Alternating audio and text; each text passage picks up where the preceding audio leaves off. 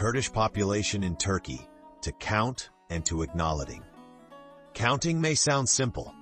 For most, it is an administrative task, adding up numbers, converting people into statistics. But is it really that simple? When viewed through the lens of modern nationalism, the answer becomes far more complex. Because when the modern state counts, it doesn't merely determine who exists, it also decides who is visible, who is worthy of representation, and who holds rights. To count a people is to give them space, to acknowledge their existence. And those who are not counted are often deemed not to have existed at all. If a people are not counted, they are not recognized. If not recognized, they are not represented. And if not represented, they have no say in governance. This is why population censuses are not merely technical operations. They are also deeply political acts. Two main tools stand out in the evolution of modern nationalism: the census and the election. Censuses define identities and proportions. Elections determine the representation of those identities. In a sense, the state includes in its administrative framework only those it chooses to count. The history of the Kurds from the Ottoman Empire to the Republic of Turkey can largely be understood through the concept of being counted. Because for a long time, Kurds were absent even as a category in official statistics. In the Ottoman population registers of the 19th century, they were usually recorded simply as Muslims. They were not seen as an ethnic identity. Of course, Turks at that time were also counted merely as Muslims. But later on, Turks were recognized and counted as such with the help of the state. This was a right granted to them, and it should have been accepted as an equal right for the Kurds, who were also among the founding peoples of the Republic. Kurds sought nothing more than to enjoy the same right. But this persistent invisibility imposed on the Kurds was not a technical oversight, it was a political choice. By the end of the 19th century, particularly as the Armenian question became an international issue, numbers became politicized. How many Armenians were there? Who held the majority in which region? Reforms, representation, and territorial claims began revolving around these numbers. At that point, Kurds also began to appear in statistics. They started to show up in tables prepared by the Armenian Patriarchate and in reports by Western diplomats. But this visibility was not the result of their own agency. It was others including them in their own calculations. Because once Armenians were being counted, it became impossible not to count the Kurds as well. The Kurdish question did not begin, as commonly believed, with Kurdish demands. It emerged in the shadow of the Armenian issue, during a time when the state was attempting to reshape its model of sovereignty. In 1878, with the Armenian reforms brought to the table at the Berlin Conference, the questions, who lives where and how many, shifted from being demographic concerns to political ones. Counting now became a matter of sovereignty, and at that moment, Kurds began to be noticed. After the Berlin Conference, when the Armenian issue took on an international dimension, Western powers began demanding reforms from the Ottoman Empire. The core justification for these reforms rested on population ratios. Who constituted the majority in which province? Where did which community live? Reforms proposed for provinces with large Armenian populations inevitably drew Kurds into the discussion as well, because in many regions, Kurds and Armenians lived side by side. In such cases, determining who was the majority became the first step toward reform. And at that moment, the Kurds began to become visible for the first time. But this visibility did not come through the hand of the state. It came through tables prepared by the Armenian Patriarchate, through reports sent by Western embassies, and through diplomatic correspondence. In these sources, Kurds were mentioned under various categories: nomadic Kurds, settled Kurds, Zazas, Kızılbaş Kurds. Each became a distinct statistical heading. But most of these headings were created not by the state, but by external actors. The Ottoman administration, on the other hand, often preferred to ignore the Kurds. By classifying them under the category Muslims, it tried to balance out the Armenian demands for reform. The state would claim, Armenians are not the majority in this region, Muslims are. But by Muslims, what was often meant were Kurds. In this way, Kurds were placed in a position of being part of the count, but left outside of the name. With the 1908 constitutional revolution, things became even more complicated. Elections were being held, parliaments formed, but who would elect how many deputies? The right to representation was directly tied to population figures, and for this reason, numbers once again gained importance. Perhaps no one was speaking directly on behalf of the Kurds, but their numbers directly impacted the representation of others, because non-Muslims like Armenians wanted to be present in the parliament proportionally, and those proportions depended on how many Muslims, i.e. Kurds, there were. Counting the Muslim Kurds as Muslims was a strategic solution to reduce or balance non-Muslim representation. The numerical representation of Kurds always remained a gray area. The Ottoman administration avoided explicitly expressing ethnic representation, instead trying to maintain unity through emphasizing the Muslim identity.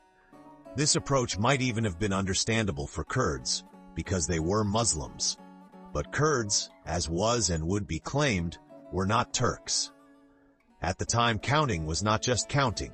It also meant deciding who would be represented, who wouldn't be, and who would be considered a citizen. This is precisely where modern nationalism came into play. To recognize a people, one first had to classify them, then turn them into statistics. The census became not only a demographic tool, but an ideological one as well.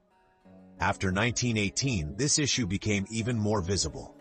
In the lead-up to the Paris Peace Conference that year, Kurdish representatives prepared their own statistical tables for the first time. Within the context of the Treaty of Sèvres negotiations, some Kurdish intellectuals and leaders, particularly those seeking to engage with powers like Britain and France, began presenting various population data. According to Wilson's principles, the right of peoples to self-determination was on the agenda. For instance, in the 1920 reports of Major Edward Noel, there were detailed tables regarding the Kurdish population.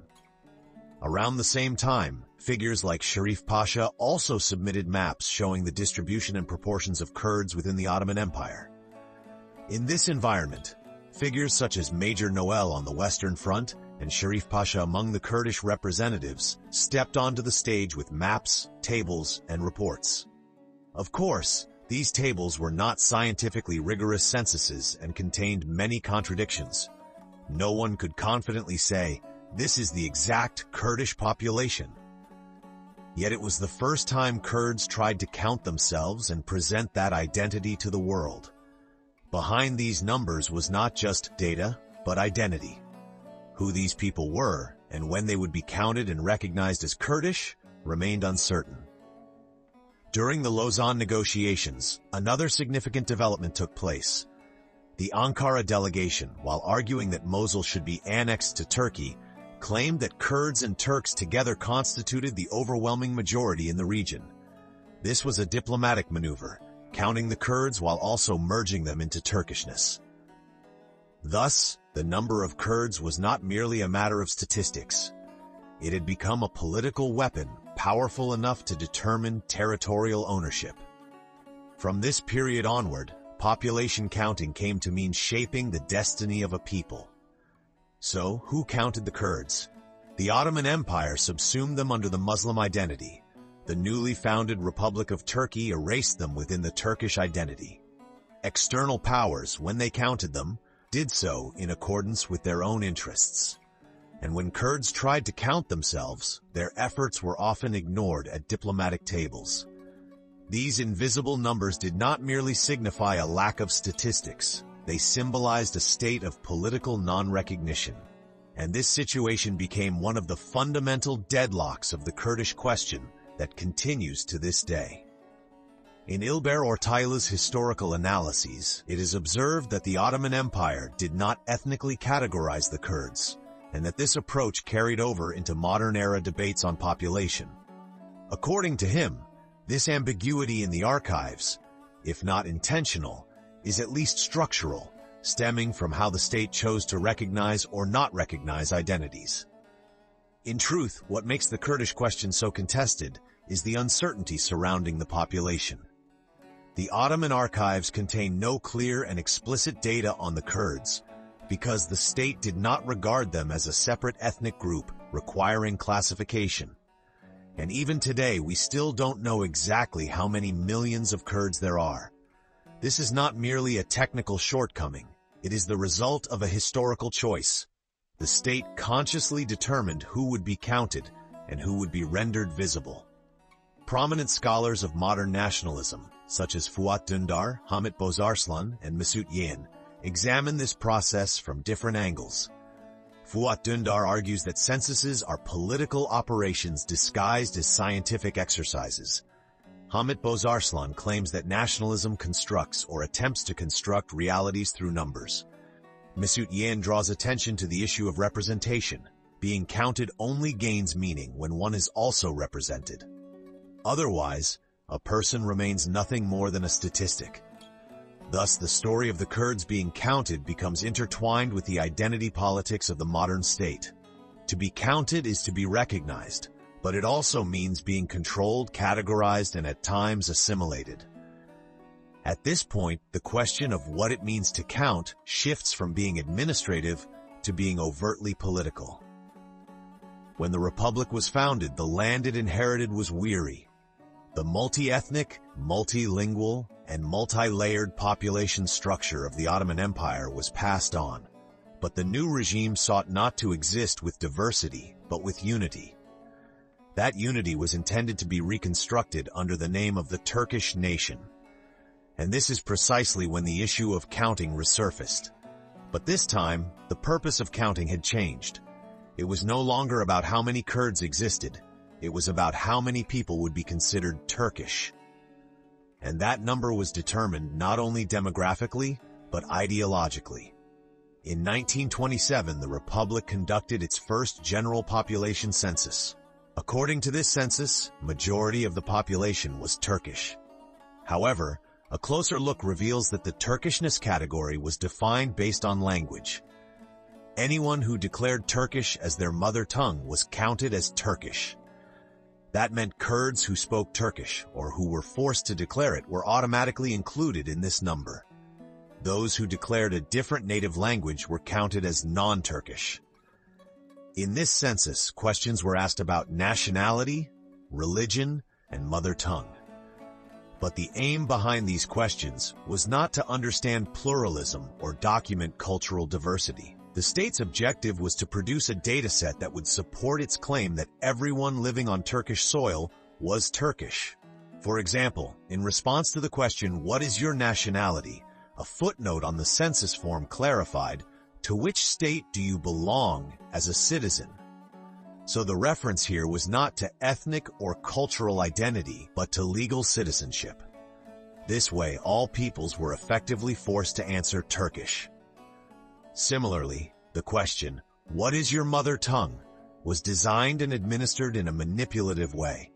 In the official instructions given to census officials, it was explicitly stated that even if a person did not speak Turkish, as long as they could communicate to a certain extent, their mother tongue should be recorded as Turkish. This rule rendered millions of people's native languages invisible in the statistics.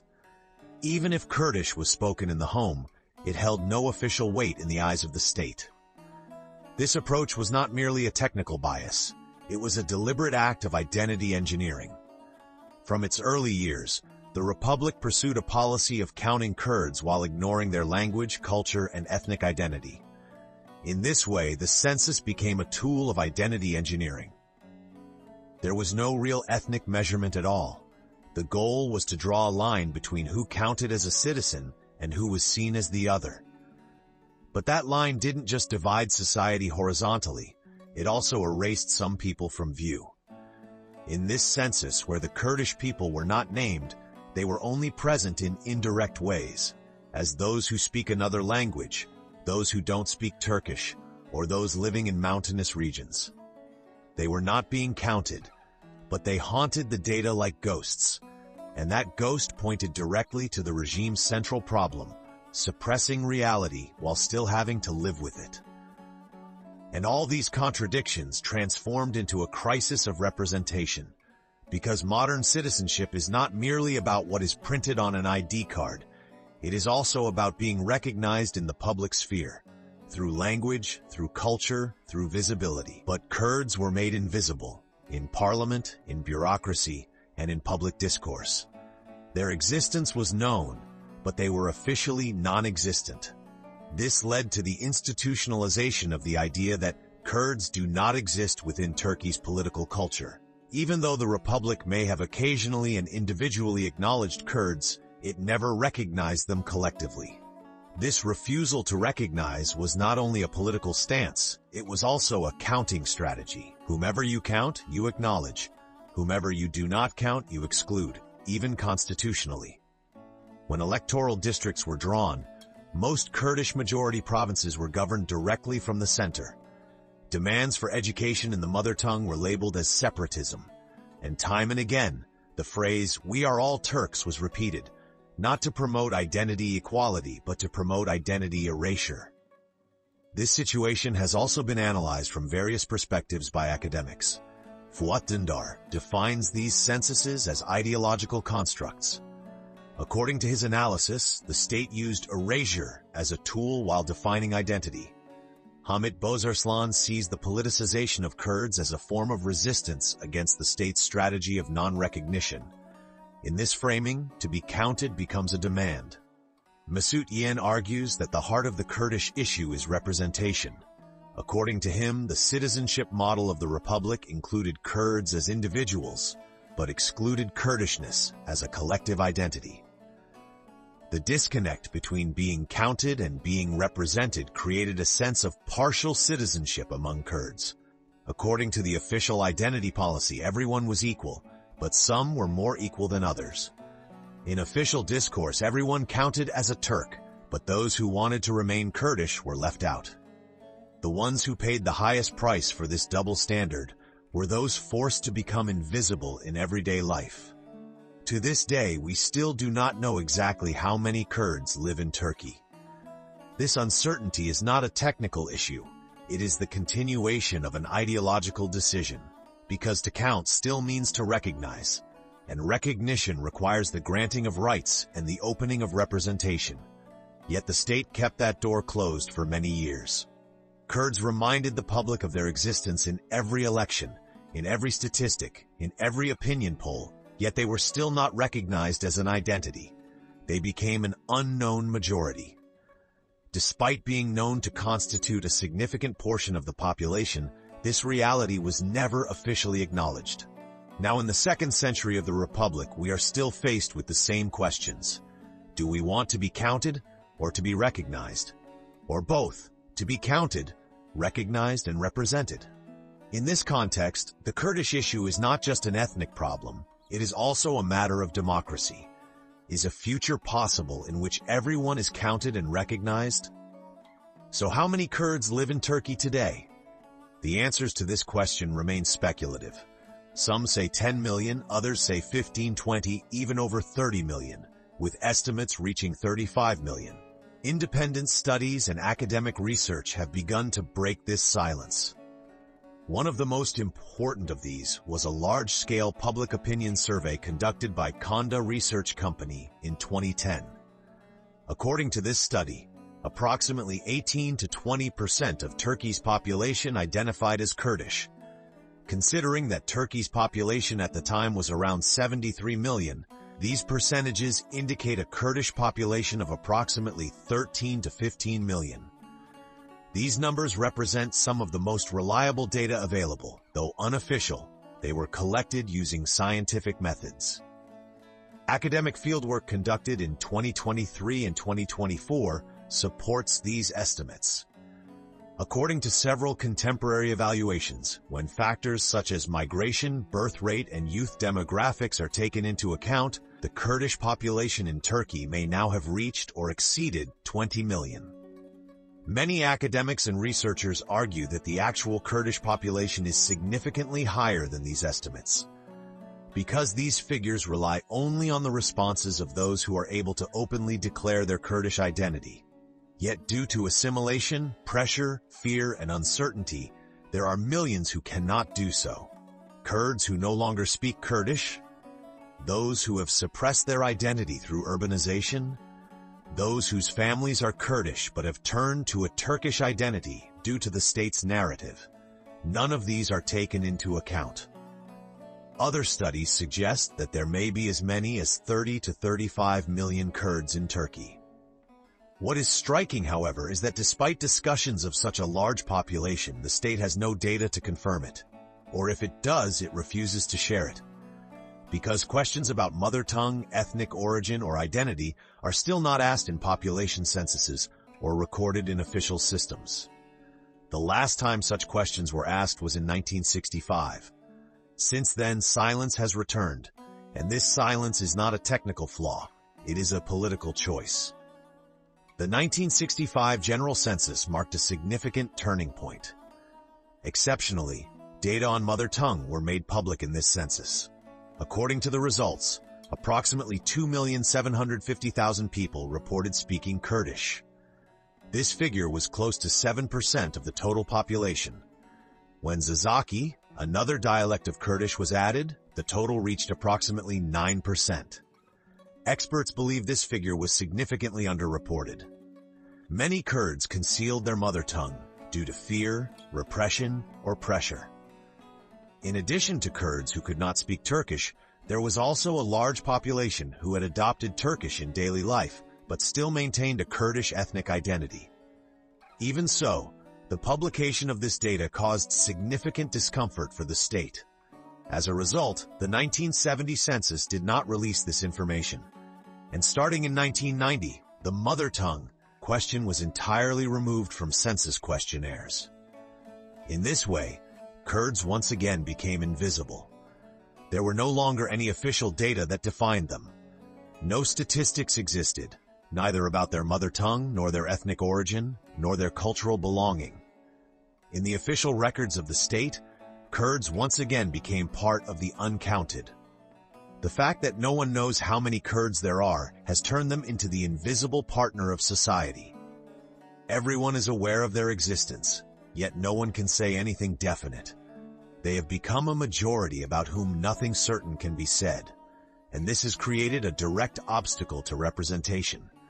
Because democracy does not function solely through ballots, it also requires the recognition of those who exist. If a people are not counted, their representation becomes a matter of chance. How many Kurdish members of parliament are there today in the Grand National Assembly of Turkey? Perhaps they appear numerous, but this number does not equate to identity-based representation. Those who engage in politics under a Kurdish identity are often marginalized or pushed out of the system. When the Kurdish issue is discussed, it is usually framed under topics like security, terrorism, or public order. Yet the issue runs much deeper. Being counted, being recognized, being represented, and being able to speak in one's own voice. Since the Ottoman era, the state has always known about the existence of Kurds, but the issue of how to relate to that existence remained unresolved. During the Republican period, this relationship was mostly defined through assimilation and individual citizenship. That is, the state included Kurds in the system as individuals, but ignored them as a community. Over time, this led to a crisis of belonging for Kurds and a democratic deficit for Turkey. The depth of this gap is revealed in different academic perspectives. According to Mesut Yedin, the state's Kurdish policy was built from the beginning on a strategy of denial. This strategy persisted until the 1990s under the slogan, "There are no Kurds." Later, a new phrase emerged, "There are Kurds, but," and that "but" never disappeared. It was never meant to. In other words, the existence of Kurds is no longer denied or cannot be denied, but their demands are still suppressed. Education in the mother tongue, local governance autonomy, and cultural representation are either ignored or framed within a security-oriented discourse. Fuat Dündar's work also reveals how this strategy of denial evolved into a systematic state policy. Population censuses, cartographic policies, resettlement decisions, all were used as tools to alter the country's demographics. Changing demographics wasn't just about playing with numbers. It meant changing people's locations, languages, and identities. Sometimes this process unfolded through explicit state policies, sometimes through economic pressure, and sometimes under the pretext of war or security. Villages were emptied, people were forced to migrate, and in the places they migrated to, they could not become locals, while having left behind the places to which they belonged. These migrations were not merely spatial movements. They also caused cultural erosion, silencing of language, and dispersal of memory. Identity became not just a matter of belonging, but a struggle. It was easy to relocate people, but not so easy to uproot their memory. The goal was to control identities through numbers. But this engineering could not change one fact. Kurds existed in this geography, and continue to exist. So what does today's picture tell us? In truth, we are still revolving around the same questions. How many are we? Where do we live? What do we want? And perhaps most importantly, why are we still asking these questions? Because Kurds still live in a system where they are not fully represented. The appointment of trustees to municipalities, the removal of elected officials, the closure of political parties, and the rejection of demands related to the mother tongue, all must be read within the same framework. In a system where you are not counted, being elected loses its meaning. Representation is not merely a matter of holding a seat, it is about being acknowledged, accepted, and having equal citizenship rights. At this point, Hamit Bozarslan notes that Kurdish politics has always had to reshape itself within the limits defined by the state. Even when Kurds try to defend their rights, they are often forced to do so within boundaries drawn by the state. This leads to political stagnation and the narrowing of identities. Representation becomes less of a right and more of a favor. But this course can change. It must change, because representation is not just essential for Kurds, it is a threshold for the entire democratic structure of Turkey. The counting, recognition, and representation of Kurds determines the country's capacity for coexistence. Real equality can only be achieved through visibility. To be counted is not merely a number, it is a right of citizenship. Today, millions of Kurds who remain uncounted are still waiting for this right to be acknowledged. Nothing more, nothing less. They simply want to be seen as who they are. Unless this visibility is achieved, democracy will remain a matter of statistics. If the numbers coming out of the ballot boxes do not reflect real identities, representation will always be incomplete. As we close this podcast prepared by Kurdex Media, perhaps it is best to end with the simplest sentence. Every person has a name, a language, an identity. To be counted is to have that identity recognized. And no people can be truly free until they are counted and recognized along with their identity. Presented with respect by Kurdex Media.